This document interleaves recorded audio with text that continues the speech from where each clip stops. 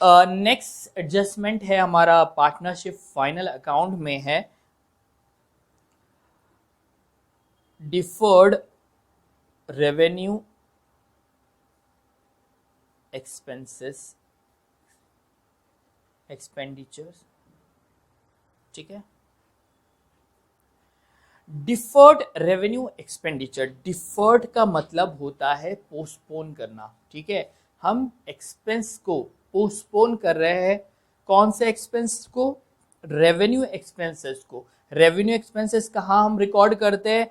इधर trading account में या फिर प्रॉफिट एंड लॉस अकाउंट में रिकॉर्ड करते हैं। ठीक है, सो रेवेन्यू टाइप का एक्सपेंस था, हम उसे पोस्टपोन कर रहे हैं, मतलब उसे हम रिकॉर्ड नहीं कर रहे। कहाँ पर?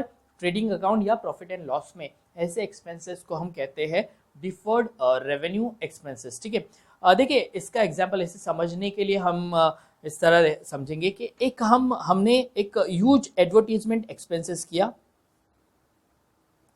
अराउंड हमने 50 लैक्स का जो एडवर्टीजमेंट एक्सपेंसेस किया हमारे प्रोडक्ट के लिए। ठीक है, देखिए 50 लाख का हमने एक साल के अंदर पेमेंट किया। ठीक है, लेकिन हम अगर हमारी फर्म की जो हिस्ट्री देखें तो हमारा जो नॉर्मल जो प्रॉफिट आता है, हर साल का प्रॉफिट आता है, वो अराउंड 5 लाख आता है या 8 लाख या 10 लाख, उसके आसपास ही रहता है, अराउंड 10 लाख के आसपास ही रहता है।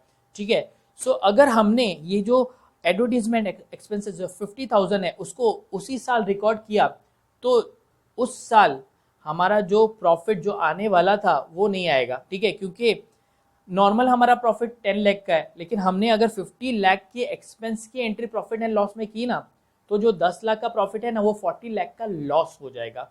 ठीक है, तो लॉस हो गया मतलब हमारी जो पीएनएल और बैलेंस शीट है वो खराब हो जाएगी।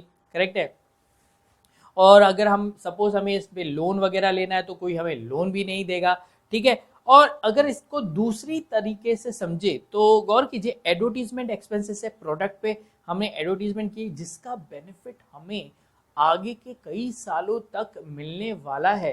तो ये जो एडवर्टीजमेंट का खर्चा है वो हमारा भले से रेवेन्यू एक्सपेंसेस है, लेकिन ये कैपिटल नेचर का हो जाएगा क्योंकि इसका बेनिफिट हमें आगे कई सालों तक मिलने वाला है। तो हम क्या करते हैं, ये जो रेवेन्यू एक्सपेंसेस है उसको, उसका जो रिकॉर्डिंग है उसको हम पोस्टपोन करते हैं। ठीक है, हम क्या करते हैं, 50 लाख रिकॉर्ड नहीं करते इस साल, हम थोड़ा सा रिकॉर्ड करते हैं। ठीक है, सिर्फ 50 लाख में हम 5 लाख का रिकॉर्ड कर लेते हैं ये साल। ठीक है, फिर अगले साल फिर 5 लाख रिकॉर्ड करेंगे। इस तरह हम 10 सालों में ये जो एडवर्टीजमेंट का एक्सपेंस है 50 लाख का, उससे हम राइट ऑफ कर देंगे। ठीक है, सो ऐसे एक्सपेंसेस को कहा जाता है डिफर्ड रेवेन्यू एक्सपेंसेस। अब इसकी ट्रीटमेंट देखिए।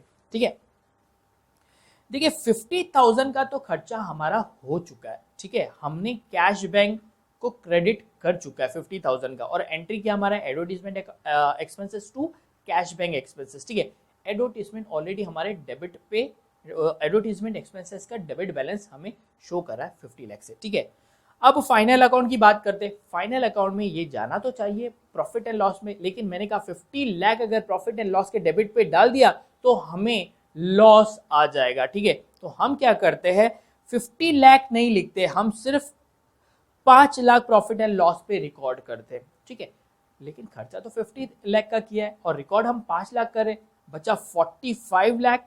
उसका क्या करेंगे, जो डेबिट बैलेंस अभी भी दिखा रहा है, तो हम क्या करते हैं, जो 45 लाख है उसे हम असेट पे रिकॉर्ड करते हैं, असेट साइड पे रिकॉर्ड कर देते हैं। ठीक है, तो पीएनएल में 5 लाख चला गया और असेट पे 45 लाख गया। ठीक है, अब नेक्स्ट ईयर क्या होगा, नेक्स्ट ईयर हम आउट ऑफ 45 लाख 5 लाख फिर उस साल के प्रॉफिट एंड लॉस में रिकॉर्ड करेंगे, और जो बचा 40 लाख है वो असेट पे आएगा, और इसी तरह वो 10 सालों तक चलता रहेगा। और 10 साल के बाद आपका ये जो एडवर्टीजमेंट का एक्सपेंसेस है वो पूरी तरह से बैलेंस शीट से हट जाएगा।